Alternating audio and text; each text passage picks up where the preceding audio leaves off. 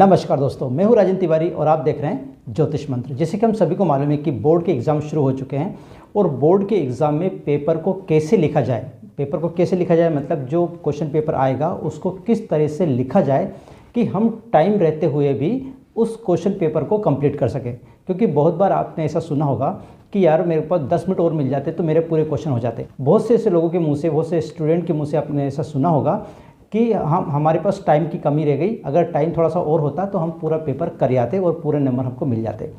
तो ऐसी स्ट्रेटजी मैं आपको आज बताता हूं, जिसके थ्रू अगर उस स्ट्रेटजी को आपने फॉलो किया तो आप टाइम रहते हुए, यानी टाइम के अंदर ही आप अपना पूरा पेपर कर पाओगे, जिससे कि आप पूरे मार्क्स ला सको।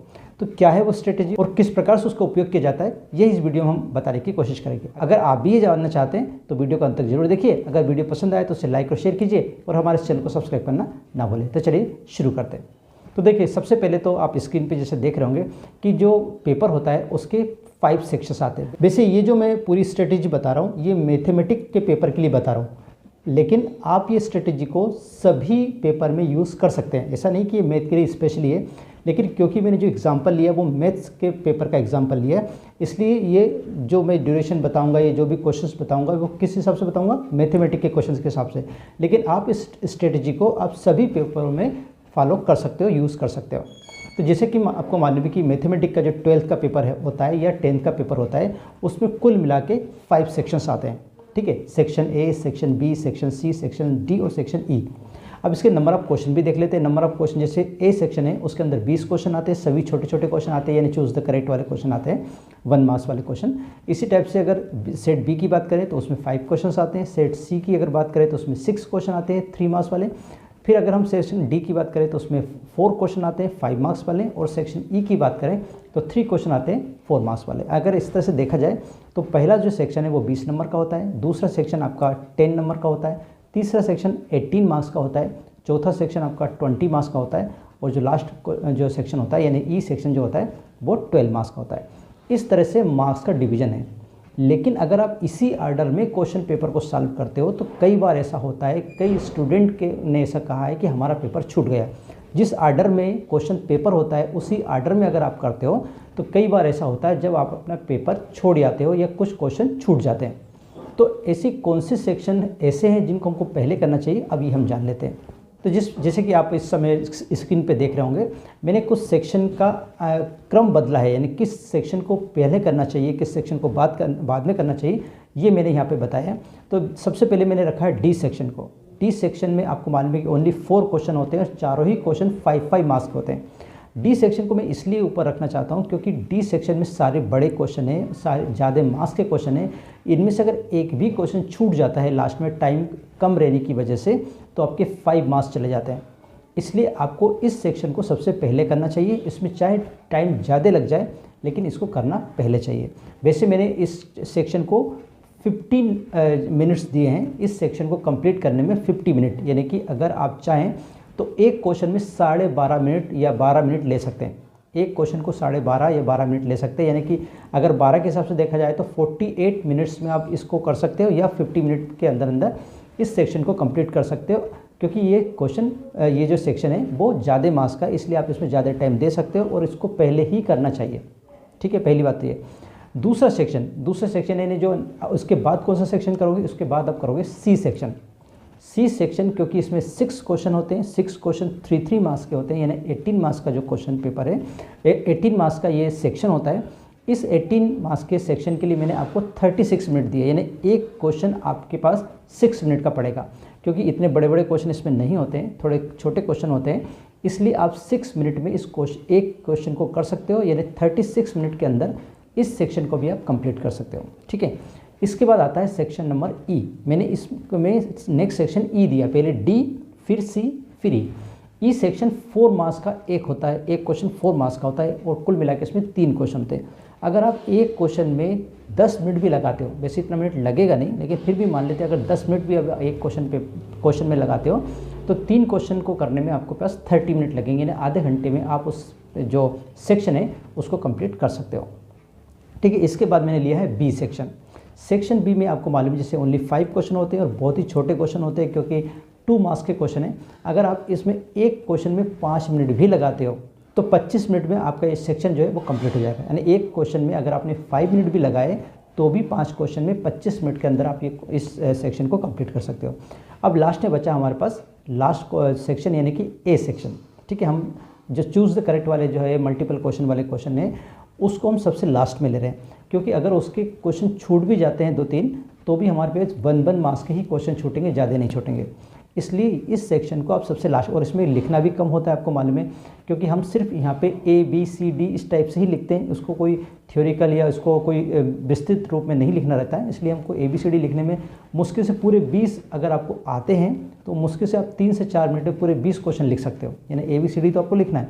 मान लीजिए कुछ को सॉल्व भी करना हुआ तो भी मैंने इसमें आपको 30 यानी आधा घंटे दिया है। आधे घंटे 1.5 मिनट 1.5 मिनट एक क्वेश्चन को दे सकते हो आप, और बहुत आसानी से आधे घंटे में इस सेक्शन को भी कंप्लीट कर सकते हो। तो ये आर्डर होना चाहिए आपका। इस आर्डर से अगर आप क्वेश्चन पेपर को करोगे तो टाइम रहते हुए, देखिए मैंने आप स्क्रीन पे आप टाइम देख रहे हैं, 171 मिनट में आप पूरे पेपर को बहुत आसानी से कर सकते हो। अभी भी आपके पास 9 मिनट बचते हैं। उस 9 मिनट में आप फिर से रिवाइज करके देख लीजिए कोई क्वेश्चन छूटा तो नहीं, या कोई क्वेश्चन अगर बच गया तो उसको भी कर लीजिए। तो इस तरह से आप ये ड्यूरेशन लेके चलेंगे, ये टाइम लेके चलेंगे तो बहुत आसानी से आप अपने क्वेश्चन पेपर को टाइम रहते हुए कर पाओगे। चलिए मैं एक और बात बताते हैं तो कि कौन से सेक्शन को कब स्टार्ट करना कब एंड करना वो और देख लीजिए। जैसे सेक्शन डी को मैंने सबसे पहले लिया तो 10:30 बजे आपका पेपर स्टार्ट हो जाता है। तो 10:30 से लगा के यानी 10:30 से लगा के आप 11:20 तक आप पहले जो सेक्शन है यानी कि सेक्शन डी को आप कंप्लीट कर लीजिए। घड़ी आपके सामने होना चाहिए। आपको ये जो मैं टाइम शेड्यूल बता रहा हूँ, ये टाइम का जो स्लॉट बता रहा हूँ, इस स्लॉट में आपको उस सेक्शन को कंप्लीट कर लेना चाहिए। तभी जो मैंने इसके पहले जो आपको पूरा डिटेल दिया था तभी उसको कंप्लीट कर पाओगे, अदरवाइज़ नहीं कर पाओगे। तो टाइम स्लॉट क्या दिया मैंने फर्स्ट डी सेक्शन के लिए 10:30 से इसको स्टार्ट करना है और 11:20 पे इसको एंड करना है। इसके पहले आप कितनी भी जल्दी कर दीजिए वो आपके ऊपर है, लेकिन इससे ज़्यादा इसका टाइम नहीं जाना चाहिए, नहीं तो फिर आगे आपको प्रॉब्लम जाएगी। ठीक है, जो सी सेक्शन है, सी सेक्शन के लिए मैंने आपको 30 मिनट दिए थे, तो आप 11:20 से स्टार्ट करके आप 11:50 के बीच में इसको कंप्लीट करना है। ठीक है, हम चलते हैं हमारे ई सेक्शन में। ई सेक्शन में आपको मालूम है 3 क्वेश्चन है और 3 क्वेश्चन के लिए मैंने आपको 10-10 मिनट दिए थे। यानी कि आप अगर 11:50 से शुरू करोगे तो 12:20 तक उसको भी आप कंप्लीट कर लोगे। यानी 3 जो मेजर सेक्शन है वो आपने कंप्लीट कर लिया। अब आता है बी सेक्शन। बी सेक्शन जो कि हमारे पास 2 मार्क्स के क्वेश्चन है, 5 क्वेश्चन, उसके लिए भी हमने 5 मिनट दिए हैं। तो देखा जाए तो 25 मिनट हो रहे हैं, लेकिन 30 मान लेते हैं। तो अगर आप 12:20 से स्टार्ट करोगे तो 12:50 तक आप उसको कंप्लीट कर सकते हो। यानी कि इस 12:50 तक आपने अपने 4 सेक्शन कंप्लीट करे। अब बचा आपके पास लास्ट सेक्शन, और आपके पास जो टाइम बचा है वो काफ़ी टाइम बचा है। यानी कि अगर जो लास्ट सेक्शन है उसको अगर आप 12:50 से शुरू करके 1:20 तक भी करते हो तो कोई बात नहीं, 1:20 तक भी आप उसको कंप्लीट कर सकते हो, 1:30 तक भी कंप्लीट कर सकते हो, आपके ऊपर है, बहुत लंबा टाइम है, कभी भी इसको आप कंप्लीट कर सकते हो। अगर आप 1:20 तक कंप्लीट कर लेते हो तो लास्ट में आपके पास 10 मिनट बच जाते हैं। उस 10 मिनट में आप उस अपने जो क्वेश्चन पेपर है उसको पूरा फिर से एक बार देख सकते हो। तो ये मैंने आपको टाइम ड्यूरेशन भी बता दी है कि किस समय कौन सा सेक्शन आपको स्टार्ट करना है, किस समय पे उसको ख़त्म करना है। अगर आप इस तरीके से, क्योंकि अगर आप इस तरह से इस पेपर को यानी कोई से पेपर को, मैंने देखिए आपको मैथमेटिक्स के बारे में बताया क्योंकि मैंने मैथ्स का पेपर का एग्जाम्पल लिया है। आप हिंदी के पेपर में, इंग्लिश के पेपर में, इसी जिस तरह से जो भी पेपर आप लेना चाहें आप अपना स्लॉट बना लीजिए और अपने टाइम देख लीजिए कि किस टाइम में कितना कितना हमको करना है, उस हिसाब से आप उसकी कैलकुलेशन करके निकाल सकते हो। मैंने मैथमेटिक्स इसलिए बताया कि मैं मैथ का टीचर हूं और उसको मैं भली बात ही आपको समझा सकता हूं, क्योंकि मुझे मालूम है कि कौन से क्वेश्चन की लेंथ कितनी होती है, कितना उसमें लिखना पड़ता है। इसलिए मुझे पता है कि 5 मार्क्स के क्वेश्चन में आपको कितना टाइम लगेगा और 4 मार्क्स के क्वेश्चन में कितना टाइम लगेगा, इसलिए मैंने आपको मैथ का एग्जाम्पल दिया। और वैसे भी सभी बच्चों का जो पेपर है वो अक्सर मैथ्स में या सोशल स्टडी में ही छूटता है, क्योंकि उसमें सोशल स्टडी में ज़्यादा लिखना पड़ता है और मैथ में ज़्यादा सोचना पड़ता है। इस कारण से इन दोनों पेपर में आपको थोड़ी प्रॉब्लम जा सकती है टाइम के हिसाब से। तो आशा करता हूँ कि जो मैंने अभी आपको टाइम ड्यूरेशन बताई है, जो स्लॉट बताया है, जिस तरीका मैंने जो बताया कि कौन से सेक्शन को पहले करना चाहिए, ये आपको पसंद आया होगा। अगर आपको पसंद आया है, वैसे ये पसंद आपको आना चाहिए क्योंकि ये आपके ही भलाई के लिए है। अगर आपको ये पसंद आया तो इसको आप इस बार का जो एग्ज़ाम है उसमें आप आजमा के देखिए, फॉलो करके देखिए, आपको ज़रूर इसमें अपने अच्छे मार्क्स आने की संभावना मिलेगी, आपको अच्छे मार्क्स आएंगे भी सही।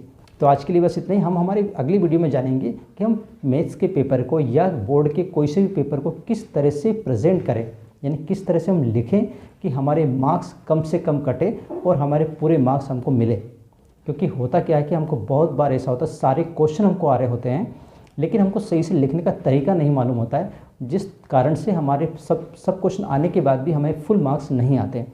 तो फुल मार्क्स कैसे लिए जाएँ एग्जामिनर से, जो हमारी कॉपी चेक करता है, उससे फुल मार्क्स कैसे लिए जाएँ ताकि हमारे एक भी मार्क्स ना कटे, हमारे पूरे मार्क्स आए, इसके तरीके में आपको अगले वीडियो में बताऊंगा।